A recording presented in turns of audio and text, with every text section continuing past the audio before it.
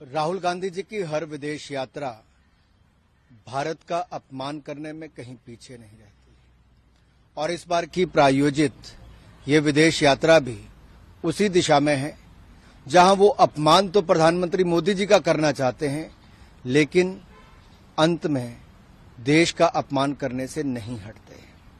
पूर्व में भी आप देखें, वो भारत को एक राष्ट्र ही नहीं मानते, वो तो राज्यों का संघ कहते हैं और भारत के बढ़ते कदमों पर भी प्रश्न चिन्ह खड़ा करते हैं। आखिरकार राहुल गांधी जी विदेश में जाकर क्या पाना चाहते हैं? इस प्रायोजित कार्यक्रम के अंतर्गत वो क्या प्राप्त करने गए हैं?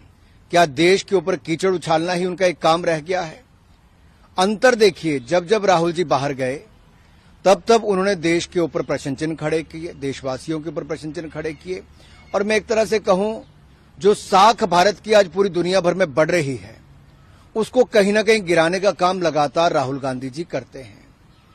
एक तरफ प्रधानमंत्री जी के 6 दिन की यात्रा में लगभग 2 दर्जन दुनिया भर के प्रधानमंत्री, राष्ट्रपति उनसे मिलते हैं।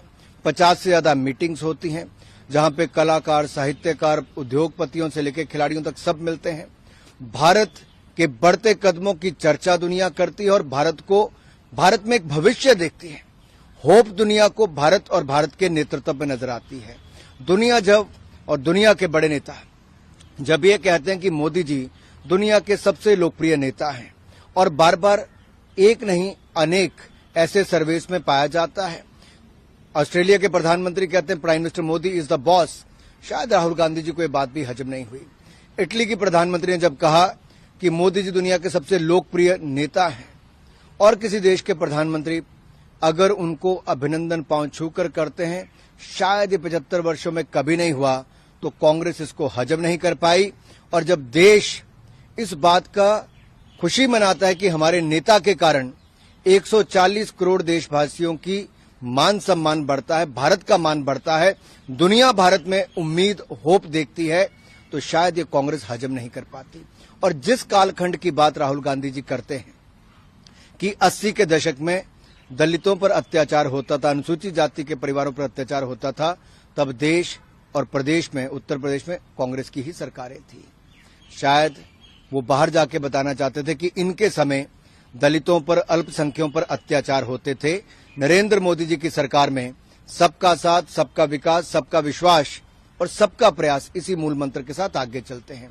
इनके समय लड़खड़ाती, चरमराती अर्थव्यवस्था थी, आज दुनिया की 5वीं सबसे बड़ी अर्थव्यवस्था हो गई है। इनके समय हिंदुस्तान की परंपराओं को मारने का काम किया जाता था, ये पश्चिमी संस्कृति की ओर देखते थे। नरेंद्र मोदी जी ने कला, संस्कृति और अपनी परंपराओं को एक बार फिर जगाने का काम किया है। हमने गुलामी की मानसिकता से बाहर निकलने का काम किया और अपने गौरवशाली इतिहास पर गर्व करने का काम किया। कांग्रेस ने अपने गौरवशाली इतिहास को सदा दबाने का काम किया और गुलामी की मानसिकता के साथ देश को चलाने का। यही अंतर है। आज वो विदेशों में जाकर राहुल गांधी जी भारत, भारतीयों और भारतीयता को अपमानित करते हैं, बदनाम करते हैं, कीचड़ उछालते हैं। ये देश को कभी स्वीकार नहीं होगा।